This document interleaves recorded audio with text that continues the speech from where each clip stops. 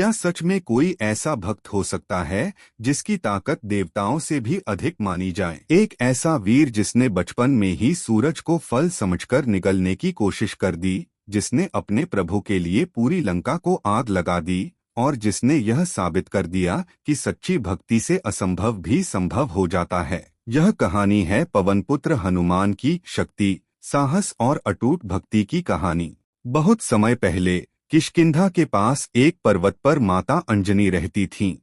वह भगवान से एक ऐसे पुत्र की कामना करती थीं जो शक्तिशाली, बुद्धिमान और धर्म की रक्षा करने वाला हो। उनकी कठोर तपस्या से प्रसन्न होकर शिव ने उन्हें वरदान दिया कि उनके घर एक दिव्य बालक जन्म लेगा। कुछ समय बाद एक अद्भुत बालक का जन्म हुआ। उसका नाम रखा गया हनुमान, क्योंकि वह वायुदेव के आशीर्वाद से पैदा हुए थे, इसलिए उन्हें पवनपुत्र भी कहा गया। बचपन से ही हनुमान बहुत शरारती और जिज्ञासु थे। एक दिन सुबह सुबह उन्होंने आकाश में उगते हुए चमकते सूरज को देखा।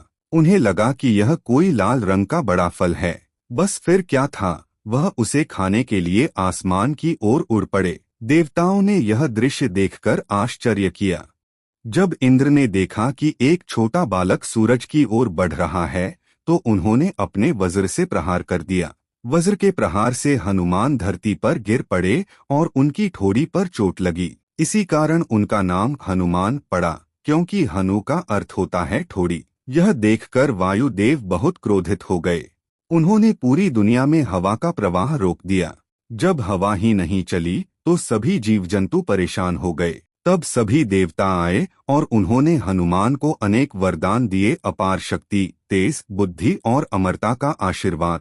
लेकिन बाल्यकाल में हनुमान अपनी शक्तियों का उपयोग शरारतों में करने लगे।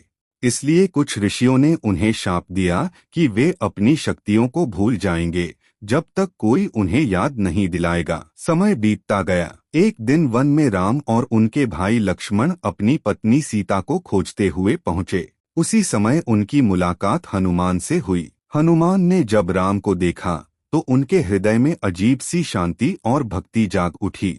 उन्होंने तुरंत पहचान लिया कि यही उनके जीवन के सच्चे प्रभु हैं।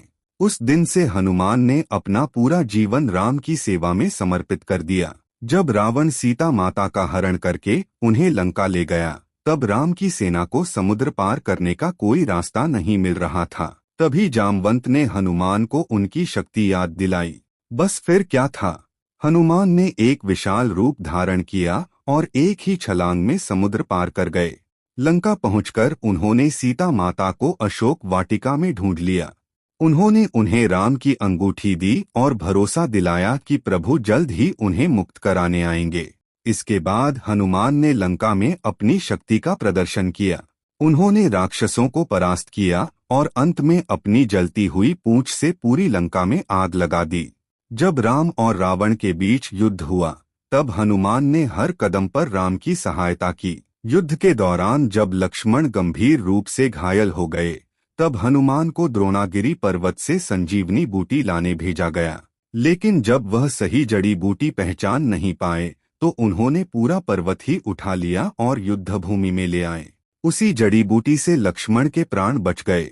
हनुमान की भक्ति और सेवा देखकर राम बहुत प्रसन्न हुए। उन्होंने कहा, हनुमान, मैं तुम्हारे उपकारों का बदला कभी नहीं चुका सकता। लेकिन हनुमान ने विनम्रता से कहा, प्रभु, मुझे किसी पुरस्कार की आवश्यकता नहीं। मेरे लिए तो आपकी सेवा ही सबसे बड़ा वरदान है। कहा जाता है कि हनुमान आज भी जीवित हैं और जहाँ भी राम का नाम लिया जाता है, वहाँ वे अवश्य उपस्थित होते हैं। उनकी कहानी हमें सिखाती है कि असली ताकत केवल शरीर में नहीं होती, बल्कि सच्ची भक्ति, विश्वास और समर्पण में होती है। इसीलिए आज भी जब कोई व्यक्ति पूरे विश्वास से जय श्री राम और जय बजरंगबली कहता है, तो माना जाता है कि पवनपुत्र हनुमान उसकी रक्षा करने के लिए हमेशा तैयार रहते हैं। और यही कारण है कि करोड़ों लोग आज भी पूरे विश्वास के साथ कहते हैं, बजरंगबली की जय।